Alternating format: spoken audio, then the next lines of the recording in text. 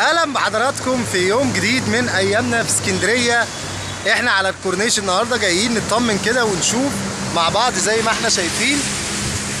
هنطمن بقى دلوقتي مع بعض على حاله الكورنيش. هنشوف طبعا شايفين الامواج عاليه جدا.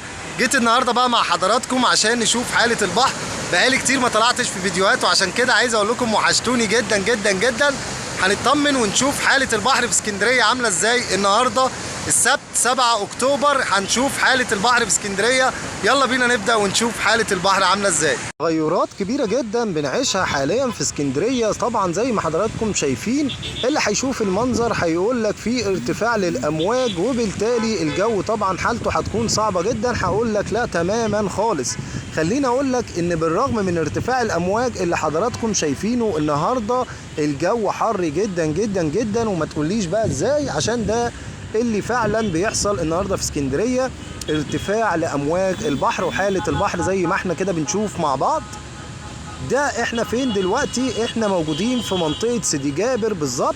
منطقه سيدي جابر على كورنيش اسكندريه. شايفين ارتفاعات كبيره جدا للامواج. وعايز اقول لكم كمان ان الميه جميله جدا وكان في ناس بتنزل الميه وانا واقف، على الرغم من ان المنطقه هنا خطره تماما. وكنا صورنا طبعا وحكينا قصه محمد الشاب اللي غرق في المناطق ديت. المناطق دي محظور فيها السباحه تماما، ولكن النهارده بالصدفه لقيت في حوالي 4 افراد في الميه وكان شكلهم متمكنين جدا من السباحه.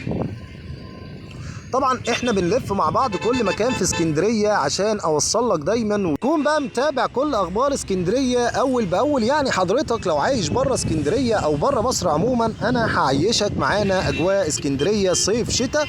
كل ده واكتر هتعرفه لما تشرفني بالاشتراك في القناه وتفعل الجرس على الكل. دي قناتكم ياسر هيروح فين. القناة طبعا خاصة بكل جديد في اسكندرية. بنتابع كل اخبار اسكندرية اول باول. حالة البحر النهاردة مرتفع جدا كده زي ما احنا شايفين. وبالرغم من كده الجو حر. عشان لو حضرتك جاي اسكندرية تبقى عامل حسابك الجو حر يا جماعة، مش عشان البحر عالي. شايفين البحر فيه ارتفاع كبير جدا، ارتفاعات كبيرة جدا للأمواج. كل ده في منطقة سيدي جابر على كورنيش اسكندرية. هننتقل دلوقتي وهنروح لمكان تاني.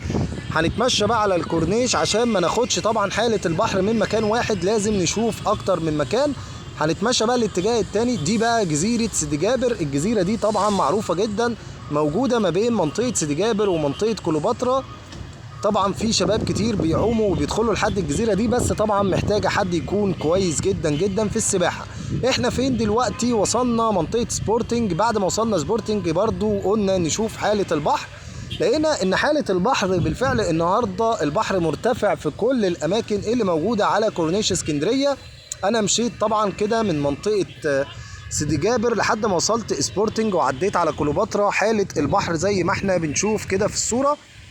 البحر مرتفع جدا جدا جدا النهارده. وركزوا معايا على الرغم من ارتفاع البحر حالة الجو جميلة جدا. لو حضرتك عايز تيجي اسكندرية جاي تقضي يوم تقضي يومين، الجو جميل جدا جدا جدا.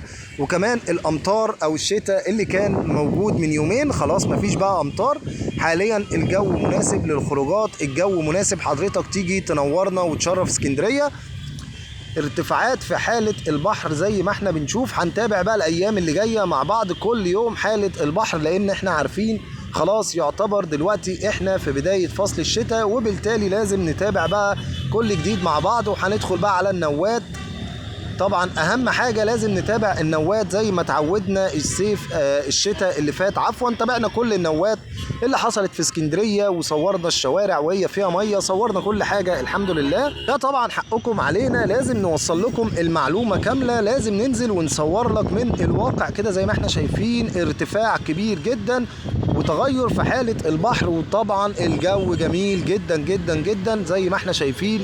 كورنيش اسكندريه اجمل كورنيش على البحر المتوسط. مهما يتعمل مدن جديده، مهما يتعمل بلدان، اسكندريه هي اسكندريه اجمل بلد في الدنيا. واهلها طبعا جمال جدا، بمجرد ما تشوفهم يدخلوا القلب على طول. عشان انا اسكندراني بحب اسكندريه وهفضل اتكلم كتير جدا جدا جدا عن اسكندريه وهتابع كل اللي بيحصل.